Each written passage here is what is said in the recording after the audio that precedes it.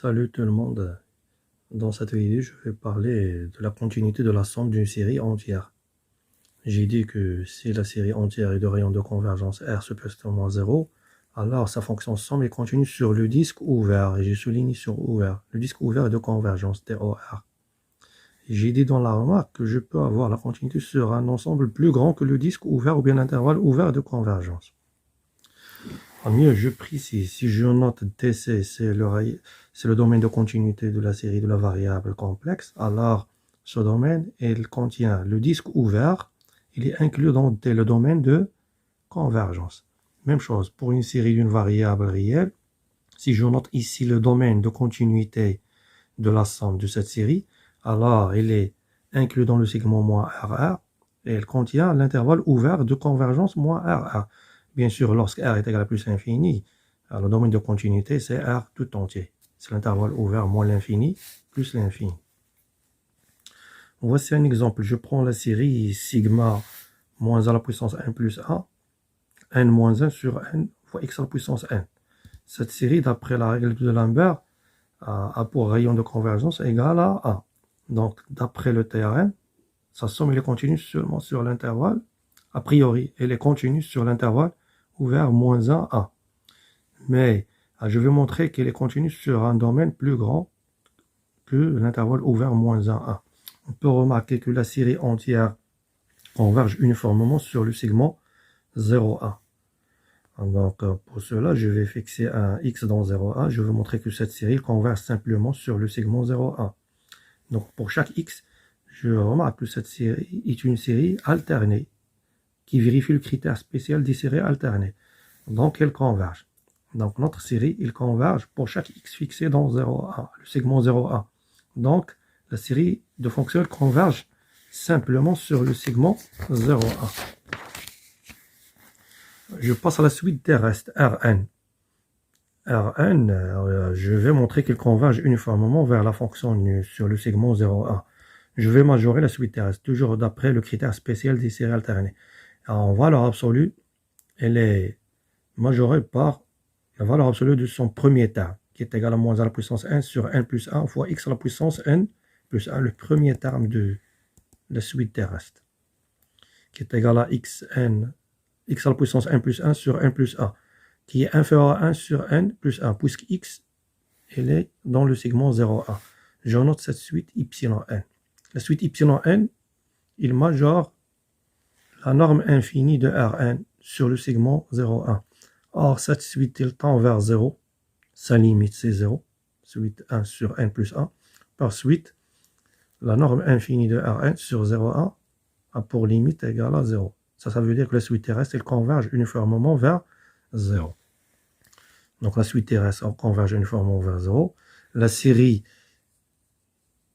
converge simplement sur le segment 0, 1. Alors, de ces deux points, je déduis la convergence uniforme de notre série entière sur le segment 0, 1. Or, les fonctions constituant notre série entière sont des fonctions polynomiales, sont toutes continues sur R, en particulier sur le segment 0, 1. Donc, leur somme qui est la limite uniforme, elle est continue sur 0, 1. D'où S est continu sur l'intervalle semi-ouvert de côté de moins 1, 1, que je note ici. Donc, elle contient l'intervalle ouvert moins 1, 1. Je passe à une autre démonstration. Je vais montrer que cette série et la série sigma an xn, elles ont le même rayon de convergence. Ça, c'est une primitive de celle-là. Je vais montrer qu'elles ont le même rayon de convergence. Une remarque. Pour x différent de 0, la convergence de notre série est équivalente à la convergence de cette série. Je simplifie par x. Les deux séries, ils diffèrent seulement d'une constante qui est égale à x, qui est différent de 0.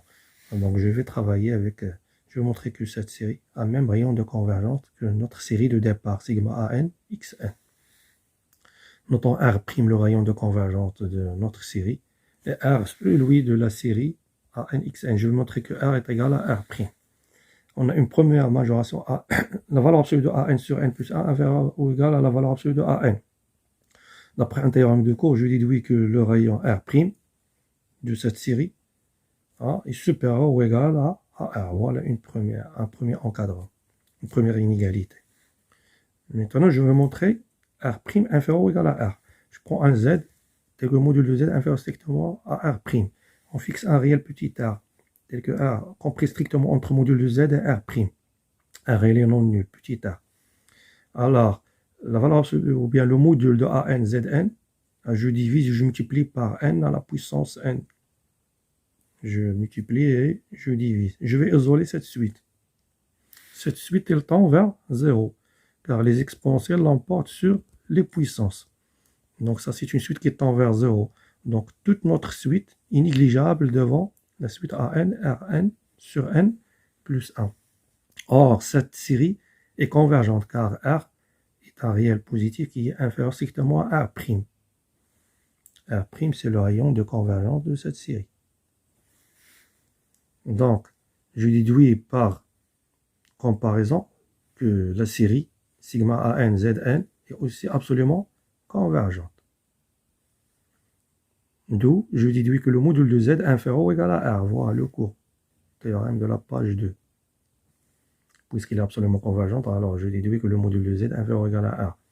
Donc si Z tel que module de Z inférieur strictement à R', j'ai trouvé que module de Z inférieur à R. Donc de là, je déduis que l'intervalle semi-ouvert 0R est inclus dans le segment 0R. Par suite, R' est inférieur ou égal à R. D'après 1 et 2, je déduis que R est égal à R'.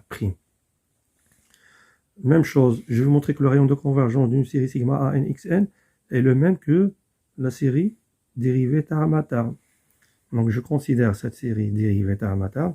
Je fais translation d'indice, je réindique à partir de 0. Les primitives de cette série sont les séries entières sous cette forme. Sigma de n à 0, 1, supérieur ou égal à 0, à n plus 1, x à la puissance n plus 1 plus, c, avec C1 constante. Je réindique à partir de 1. Donc c'est C plus la série sigma à n, xn, n supérieur ou égal à 1. Je prends 7 égal à A0, je trouve cette série. Sigma a n xn, n supérieur ou égal à 0, au lieu de n supérieur ou égal à 1. Donc, puisque cela c'est une primitive de cette série, alors d'après ce qui précède, elles auront même rayon. Merci à vous et bon courage.